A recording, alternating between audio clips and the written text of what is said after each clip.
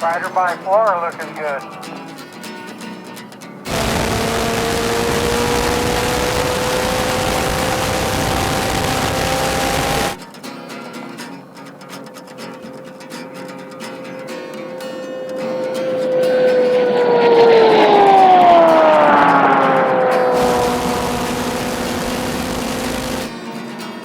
High tower, looking good.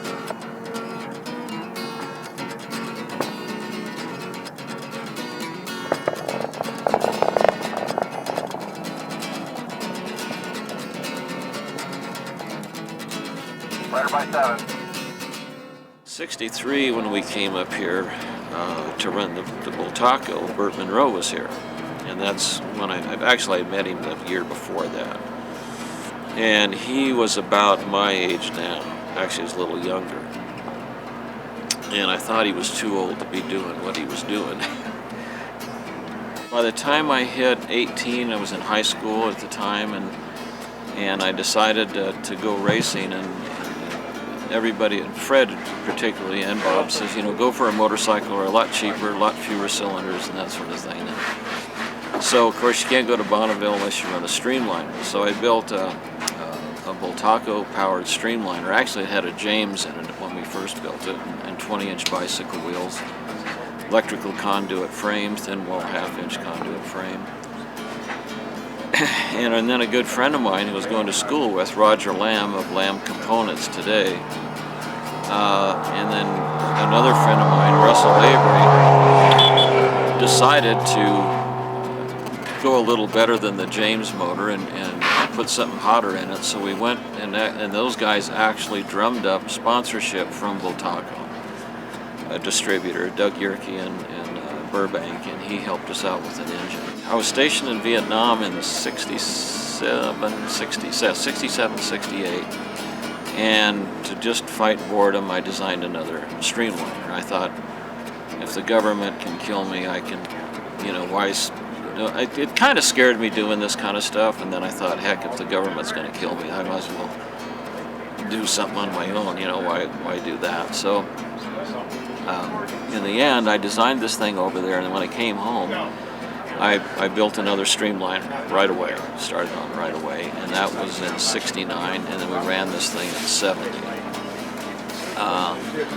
Got sponsorship from the Norton Motorcycle Company in England, and I got and the bike ran in August of 70, and we got off the trailer, we got a record of 208 miles an hour, which was pretty good for the time. And then it turned out I had a good relationship with them, and they offered me a job in England. Went back and forth, so the Streamliner project kind of took us back seat. It turns out that it was made illegal because you had to look over you had to have clear vision in front of your eyes. After I ran this thing, and Manning had a comparable machine where you couldn't see forward directly. And so they outlawed that style of bike, and so it was either modify it so you looked over the top of the wheel or build something else. And around 86, my boss knew what I had done in 70 and asked me if I wanted to build another bike. His name is Phelps Wood, and he owns the Easy Hook Company, and he's really made this all possible. It started off as a really small project, and I told my boss what it was going to cost, thinking it was going to scare him away, and it didn't. And at that time, I predicted about $10,000 to do it. Well, we're way over budget. And then also during that time, he was an associate member at the California Institute of Technology, and it's a long story, but anyway, the bottom line is that we were able to get into a student program there for fluid dynamics, and 5 students picked up the course. And that's really why it's been so successful. It's perfect aerodynamically wise, it's stable, and that was all part of the goal.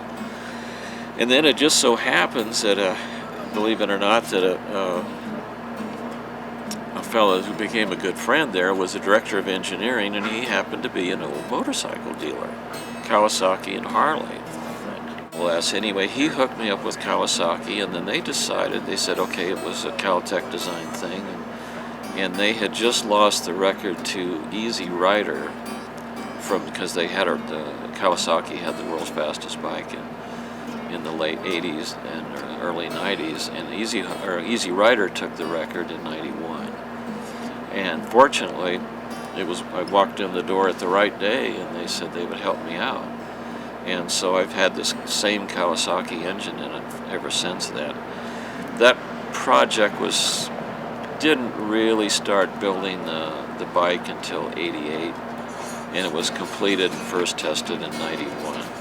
The bike itself stays at where I work at Easy Hook. It's right next to my office. It's a nighttime project. It's extracurricular activity, but it's still, it's pretty neat to have a shop that you can keep this thing at. The whole bike takes up a 2-car garage. It's that big. And then I got a complete machine shop where I can make stuff for it. And the faster we go, then the more fragile everything seems to be. And you're stressing everything to the limit. Chains, tires. And that's been an issue for me, is tires, because the bike's so little, it's hard to put a small tire in the front of it. So currently we're now running a tireless wheel. I had a Goodyear experimental tire on it that was used on the same size it would be used on a drag racing top fuel car, 17-inch 250. And that tire worked great. We got it up to 355 with that tire, but it came apart on me in 2006, and so that's when we kind of scrapped that idea and decided maybe we'd try the aluminum disc again. And we've had some success with it, and actually today it ran pretty good. We went 325 or 323. I have been 352 with it last year, but we had some issues. It was really tearing up the salt, and the energy that it must have taken to plow a furrow that it did must have hurt our speed. So we've got that corrected. We went back on the boost and stuff today for this event, just to see if we've got this thing corrected or going in the right direction, and we are. So I'm enthused again now about getting this thing going, and maybe we can be competitive on the overall record again. And that's the goal. It's even though we're handicapped with the displacement of the bike compared to our competitors, it's a very light bike, and it just doesn't take the horsepower, and it's very aerodynamic, and it doesn't take the horsepower that the others need. And we still think we can do it. We still think we're competitive. So.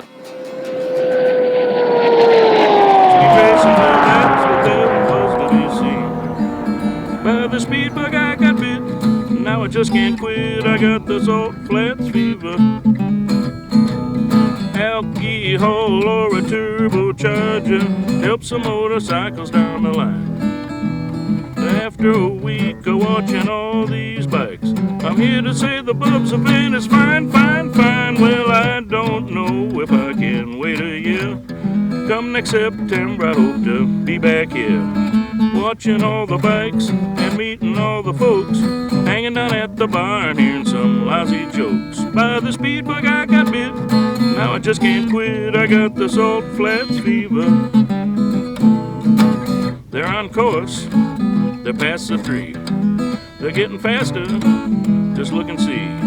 Tucked down low and riding with a smile, screaming on through the famous measured mile. Well, by the speed bug I got bit, now I just can't quit, 'cause I got the salt flats fever right here at Bonneville.